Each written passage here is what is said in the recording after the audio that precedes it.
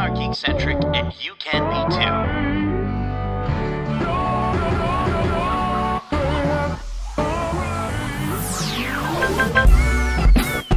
Love ya.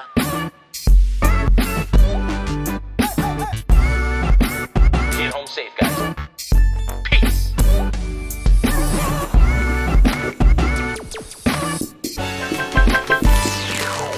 Welcome to the Geekcentric podcast, and welcome to our special Behind the Geeks episode for Disney Animation Studios' Wish.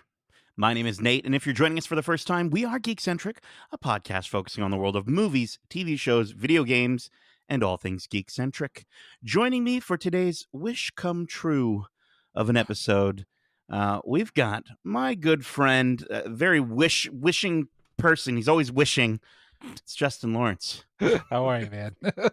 I think we're good, man. I thought we were done with all the wishing, but it seems like it'll continue beyond. We'll never review, stop wishing. We'll never stop wishing. And that's, you know what? That's a great part of the movie, right? So absolutely. And it's, I think it's incredible to think that, characters have been wishing on stars for so long. And, 2023, as I'm sure we've already said a few times on this podcast, is the 100th year of Disney animation. And, in our spoiler-free review for Wish, which is out right now, you can definitely go check that out. We discussed our favorite Disney animated films, but we never got to hear from you, Justin. Yeah. And I know it's a tough question, but what's your favorite Disney animated? Yeah, that is hard. I definitely think my favorite film lives in the sort of classic era, that Lion King, Mulan, Hercules era. Like, I know that's a big span of years, but it lives in that sort of 2D animated world. If I had to pick the one that I would watch a lot growing up was Aladdin. And a lot of it had to do with Robin Williams and just his zany, in your face personality that he brought to the genie. That just, for me, because I knew who Robin Williams was, it was literally like watching an animated Robin Williams. So it was kind of like, it was my first real sort of, I guess, interpretation of something being meta. Do you know what I mean? Okay, like, sure. To a certain degree, right? Where I'm like, I know he's the You're genius. like, that's just really blue Robin Williams. Exactly. It's just blue Robin Williams. And like, in a lot of ways, interjecting that sense of spontaneity in the humor really elevated the experience of the movie from the first time that I watched it, that I would always continue to go back to it. But dude, like at that age, it was like Lion King I always watched. Little Mermaid was another gem. The golden age. Movie. Yeah, it's the golden age of Disney animated movies, when you would get those big chonkin VHS tapes that were like so plastic good. binders. The and white plastic. Oh, dude. Oh, yeah. Yeah, I still got a few. Cool. So cool. But yeah, those, I guess I would say Aladdin would probably be the one that it was a go-to for me a lot of the time. That's cool. I mean, for myself, I think, you said you knew Robin Williams ahead of time. That's like, for me, the introduction to Robin Williams. And I was like, who is this guy? And then obviously going forward and seeing him in live action and what have you. But yeah, man, that's cool. Okay. I love that. It makes sense. It makes a lot of sense when you get to know Justin. Aladdin. Yeah, that I get that. Do you trust me? But Justin, we that might have been something that might have inspired you as a kid growing up, is watching Aladdin. And you got a chance to talk to a couple folks that might have been inspired by Disney animation as they grew up. Would you mind letting our lovely listeners know exactly who you had the chance to chat with? Yeah, absolutely. Well, back in August from earlier this year, Nate and myself were invited out by Disney Studio Canada, along with a bunch of other press members, to participate in previewing some footage for this movie ahead of its release. And with that, I had the opportunity to sit down with one of the directors, Fawn Veerasunthorn, and Peter Del Vecho, who's a producer, and both have had extensive careers at Disney.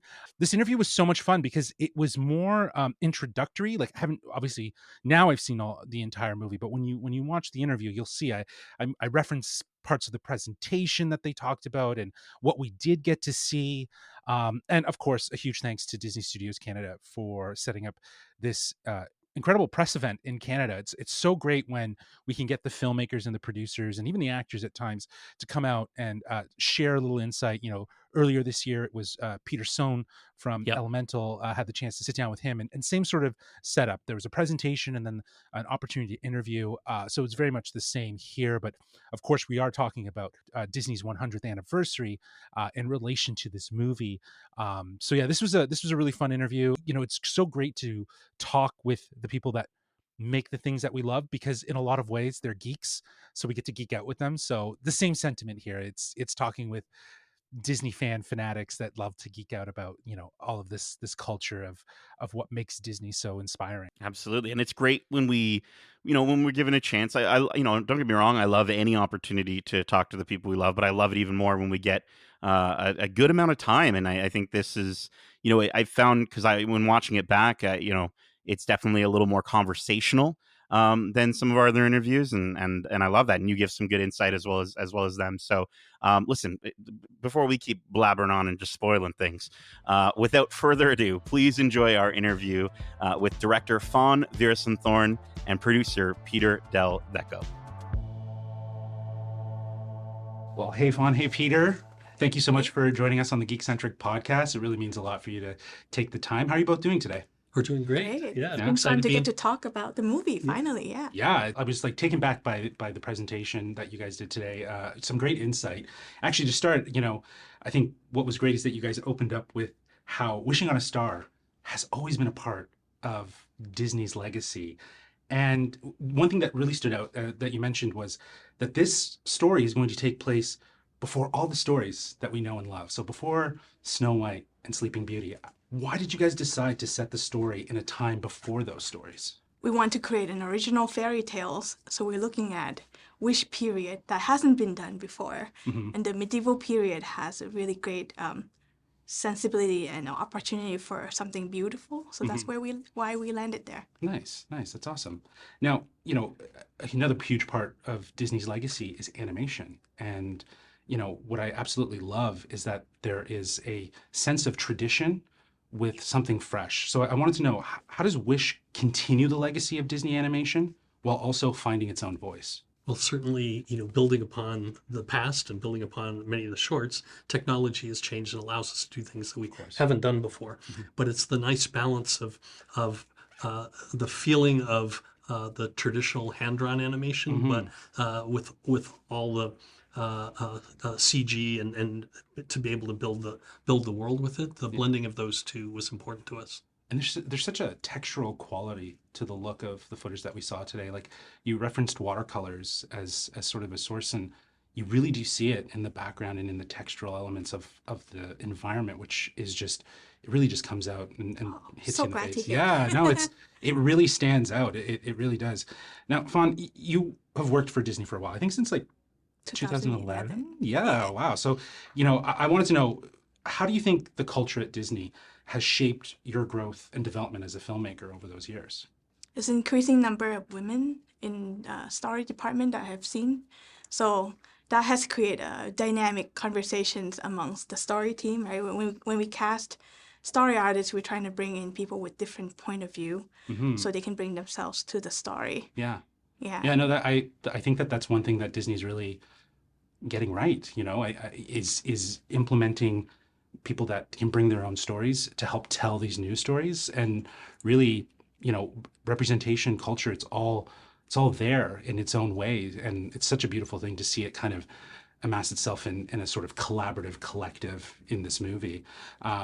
Peter, you also have quite a career with Disney. Frozen 2, obviously some big ones. With working on Wish, is there anything holistically in your experience that you've learned while working on this movie? Maybe something that is, you haven't really dealt with before in past experiences. Anything new? I think what I most learned is what's most important, and this has stood the test of time, is story and character, but really making them relatable and believable, creating a world that is believable, not necessarily realistic, believable, where the audience is drawn into it and you believe this world actually exists. So if you can get all those elements right, you've got something. Yeah, relatability. I think that's something that will connect with all audiences. Sure. And you mentioned that today in the presentation, which I thought was very poignant, given the sort of where we are in with cinema and how we experience movies and how we go and what audiences really want to take away. For you guys, I wanted to know for both of you, is there, how do you relate to this movie? And is there any characters that you specifically relate to? I love Asha, and I love how she doesn't take herself too seriously, right? And she's able to speak her mind, and she doesn't need to feel the pressure to be someone perfect.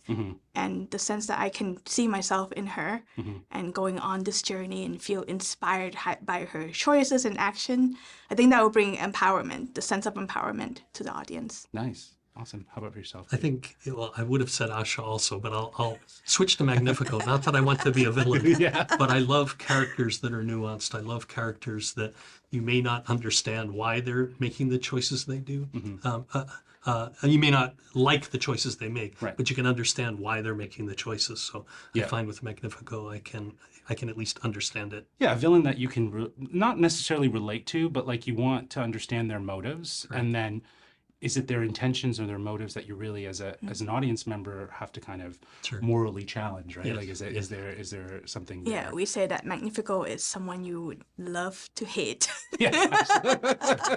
Well, he's great, and you guys were describing him, and I was thinking, you're basically describing Chris Pine. So, and speaking of the cast, you do have such a great cast. You have Ariana DeBose, and you have Chris Pine, as well as Alan Tudyk. And you guys mentioned the voice acting process, especially with Alan kind of coming in and, going one way with the voice. And he said, hey, why don't you try something like this? And that worked. How do you guys work with the voice actors so that they can bring themselves to these characters? And does that in any way influence what the final product or the sort of final animation would look like for those characters? Yeah, for sure. We told them from the start, like, hey, feel free to ad-lib. And a lot of time people will come in with ideas or questions of like, what's the motivation behind that? And both, Ariana, Chris Pine, and Alan Tudyk, both, they all do that. They all bring that part of themselves into the project. Yeah. I always love too in voice actors, because it's not necessarily just putting on a character's voice. It's finding the character's soul, right? And really kind of dialing in and finding out where this character is and what their journey looks like and embodying that in the voice. So I think from what we've seen, the 20 minutes, it does really feel like Ariana is, she's very bold in her approach, and she wants to really carve out her own path. So I think that's absolutely perfect. This has been a huge year for animation. There's so many great movies have been hitting theaters. I want to know, I know you guys have been working on this movie, but have you guys had a chance to see any other fantastic animated films in theaters recently or over the past year that has been maybe inspiring to you? I have watched them all, and I feel like there's this sense of incredibly excitement that people are coming to the theater to watch animated movies. Yes. So that makes us excited also that Wish is coming out in theater. Yeah, same. I've watched them all. I think just the fact that the world is embracing animation right now it helps all of us. If I were to kind of put you on the spot and ask you if there was one that you were to pick, anything that you think that would stand out in your mind as being really influential?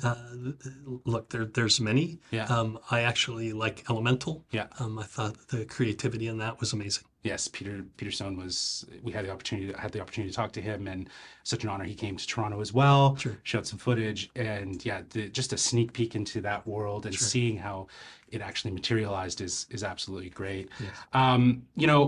There's so much to be proud of with this movie, right? It's been obviously a long time coming. You guys have both been working on it for quite some time. If you were to necessarily maybe identify one thing for each of you that you're very proud that you brought to this movie, what would that be and why? It's hard to pinpoint one thing. Yeah, I was thinking about the movie until you said what we brought, because it's such a collaborative medium. It's hard to separate sometimes. Sure. What it is we brought, other than creating an incredible team of artists and storytellers. That to me, that's what I'm most proud of. Awesome. Yeah, no, I think that, like you said, that's the collaboration piece, and you mentioned it in the presentation, Fawn. Someone brings something to the table and it just changes everything and it adds a new layer. And I think that's fascinating. And that's the excitement, the exciting part of it, right? You come up with this idea that you think, what's the greatest? Right. And then we get onto the discussion and we're like, wow, we can do even better than that. Well, just to wrap things up, my last question is for you, Fawn. You mentioned today that as a young girl, you were inspired to draw because of the Disney movies you watched in the past, and you grew up wanting to kind of aspire to be that. And now here you are directing a Disney movie, but not just directing a Disney movie. You're directing a movie that celebrates everything that inspired you. Do you have any words of wisdom or anything that you would want to share to someone who inspires to be someone like yourself someday? It could be scary to take a path that everyone may tell you is risky or it's not logical, but I think I've been following my intuition Yeah. since that day I decided to pursue animation as a career. And I think that courage, if it occurs to you, I think just grab onto it and follow it. Yeah. Be your own origin story, right? Yeah. Make your own origin. So absolutely love that, Fawn. Peter, thank you so much for taking the time today. It really means a lot. Thank you so much for bringing the presentation to Toronto to show us some of the great footage. I look forward to seeing it in November, but I got to say the song's already stuck in my head, so I'm ready to rock. So All right, thanks. Amazing. Awesome. Thank you so much. Thank you so much. And we are back. Dude, great interview, dude. I love the fact that we have someone watching it back. I was like, honestly, I almost enjoyed the interview more, even having seen the film. And I think, if you're catching this interview after you've seen the film, I think I love the fact that you got to speak with someone who represents the story of the movie she helped create with Fawn. I mean, you were bringing it up earlier before the interview about like the meta-ness of seeing Robin Williams in Aladdin. I think there's such an interesting sort of full circle aspect to this, right? Like Wish is very much focused on hope and never giving up on your dreams. And she grew up watching the movies that inspired her to start drawing. And now she's creating something to help inspire kids of today who might go on to, draw something and work on maybe the 200th Disney animated anniversary film. So I think it's just really cool to kind of see the full circle aspect to it, because it showcases the magic that this company can have in the real world. Yeah, her story is very much a wish come true, Yeah. if you will, because, starting from the aspirations of wanting to draw and, being inspired by Disney to now being a part of the Disney 100th year anniversary film, like a film that is being elevated as Disney 100. It's so great. It's full circle, and even the commentary about wishing and what that means to the world of the film. I think it's almost like art imitating life. There's such a great fusion here of those elements. So I really appreciated the sincerity that Fawn shared in terms of what she's inspired to be and how she wants others to find their path and really be the owner of their own destiny, if you will. Well, and I think the way that we get movies like this and stories like this is when you have Disney and other studios that are collecting various groups of people from all walks of life to present sort of what their experiences. And I think when you asked Peter, like, what is something that, or you asked both of them, what is something that they are individually proud of that they brought, it's interesting because I mean it's true. I with something so collaborative, it is very tough. I can see how it's very tough to separate your actions from the greater team. But I think it was cool that Peter was proud of the team that he helped to assemble for the production of the movie. And then when Fawn mentioned seeing the amount of women in the story department grow as she's been with the company, I think it's just, again, we're getting stories from folks from all over the world, from different walks of life, from different perspectives, which, even for Disney, again, we love Disney, but that's not something that would have been true 15 to 20 years ago. No, but that's right? a different time, right? Like, again, a lot of people are criticizing Disney for this new approach, and they use that inflammatory word of woke culture. And I don't think it's about being woke. I think it's about being more consciously aware of the stories that they're putting out and the impact that they can have on audiences. When you're a brand that speaks to children and inspires children, and children are watching it, you hold a lot of responsibility to ensure that that message through and through is very important. And yes, there's adults, there's people that have grown up. Like that's the reality about Disney now too, is that it's generational. I'm happy to see that Disney has been consciously aware of what are the type of stories that we want to tell, who are the type of filmmakers and storytellers that we want leading that, what does visual representation of cultures and even disabilities, how does that help to shape the minds of the next generation? Now, they can go further, but they have the opportunity to reach more and shape the minds of the future. I myself find it very aspirational, inspiring to see Disney be very self-aware of what message they're putting out there. Yeah, and I mean, we talked about in our review that, I think the consensus was that Wish does have a fairly sort of more simplistic approach to the actual narrative.